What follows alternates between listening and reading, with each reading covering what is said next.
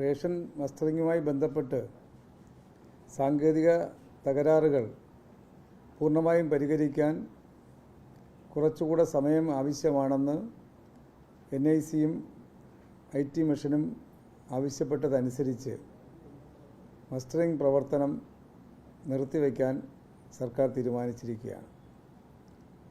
എന്നാൽ ഇന്ന് 1,64,806 പേർ മസ്റ്ററിങ്ങിൽ പങ്കെടുക്കുകയുണ്ടായി. ഇന്നലെ 4,45,911 പേർ മസ്റ്ററിങ്ങിൽ പങ്കെടുക്കുകയുണ്ടായി. സാങ്കേതിക തകരാറുകൾ ചില പ്രദേശങ്ങളിൽ ഉണ്ടാകുന്നെങ്കിലും അതോടൊപ്പം ആളുകളിൽ വല്ലാത്ത ഭീതി ജനിപ്പിച്ച് റേഷനും ഭക്ഷ്യധാന്യങ്ങളും ലഭ്യമാകില്ല എന്നുള്ള തരത്തിലേക്ക് ജനങ്ങളുടെ മനസ്സിൽ ഭീതിയുണ്ടാക്കുന്ന പ്രചരണം ചില കേന്ദ്രങ്ങളിൽ നിന്ന് അടിച്ചുവിടുകയുണ്ടായി. അത്തരം പ്രചരണങ്ങളിൽ ജനങ്ങൾ വീഴരുത് എന്നാണ് ഗവൺമെൻറ്റിന് വേണ്ടി എനിക്ക് പറയാനുള്ളത്. ഇന്നലെ ഞാനത് സൂചിപ്പിക്കുകയുണ്ടായി. മസ്റ്ററിങ്ങിൽ പങ്കെടുക്കാൻ കഴിഞ്ഞില്ല, അതുകൊണ്ട് അരി നിഷേധിക്കുമെന്നുള്ള നിലപാടെടുത്തിരിക്കുന്നു എന്നെല്ലാമുള്ള വ്യാജ പ്രചരണങ്ങൾ അത് ജനങ്ങൾ തള്ളിക്കളയണം.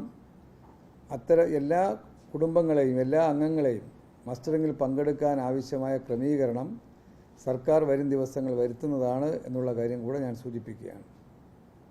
കിടപ്പ് രോഗികളായിട്ടുള്ളവർക്ക് അതിനുള്ള അവസരമുണ്ടാക്കും വീട്ടുകളിൽ പോയി മസ്റ്ററിങ് നടത്താൻ. മറ്റാളുകൾക്ക് മറ്റ് സ്റ്റേറ്റുകളിൽ പോയി വിദ്യാഭ്യാസത്തിനും തൊഴിലിനും ഏർപ്പെട്ടിരിക്കുന്നവർക്ക് കാലയെകൂട്ടി തന്നെ അതിനാവശ്യമായ സമയം കൊടുത്തുകൊണ്ട് അവർക്ക് പങ്കെടുക്കാൻ കഴിയുന്ന സാഹചര്യം ഒരുക്കുമെന്നാണ് എനിക്കതിനെ സൂചിപ്പിക്കാനുള്ളത്. 2 മുൻഗണനാ കാർഡ് വിതരണവുമായി ബന്ധപ്പെട്ട് കഴിഞ്ഞ മാസം 45,127 പേർക്ക് മൊത്തം നമുക്ക് 64,511 അപേക്ഷ ലഭിച്ചതിൽ 31 മാർക്കിന് മുകളിലുണ്ടായിരുന്ന 45,127 പേർക്ക്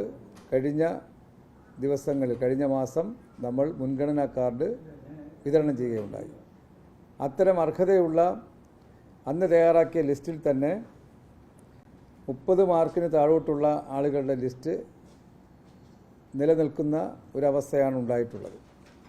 അതിൽ ഇന്നിപ്പോൾ നമുക്ക് ഒഴിവ് നോക്കുമ്പോൾ 20,000-ഓളം ഒഴിവ് മുൻഗണനാ കാർഡ് നൽകാൻ ഉണ്ട് എന്നുള്ളതാണ് ഈ അടുത്ത ദിവസങ്ങളിൽ കാണാൻ കഴിഞ്ഞത്. അതുകൊണ്ട് 30 മാർക്ക് വരെയുള്ള 31 മാർക്കിന് മുകളിലുള്ളവർക്കാണ് 45,000 പേർക്ക് അന്ന് വിതരണം ചെയ്തത്. തൊട്ട് താഴെ 30 മാർക്ക് വരെയുള്ളവരുടെ അവർക്ക് കൂടി മുൻഗണനാ കാർഡ് വിതരണം ചെയ്യണമെന്നാണ് ഗവൺമെൻറ് ഉദ്ദേശിക്കുന്നത്.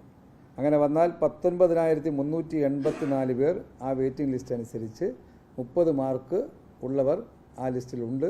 അവർക്ക് കൂടി വരുന്ന ദിവസങ്ങളിൽ 3-4 ദിവസം കഴിയുമ്പോൾ അവർക്ക് കൂടെ മുൻഗണനാ കാർഡ് അവർക്ക് ഡൗൺലോഡ് ചെയ്തെടുക്കാൻ കഴിയുന്ന സൗകര്യം ഒരുക്കുന്നതാണ്.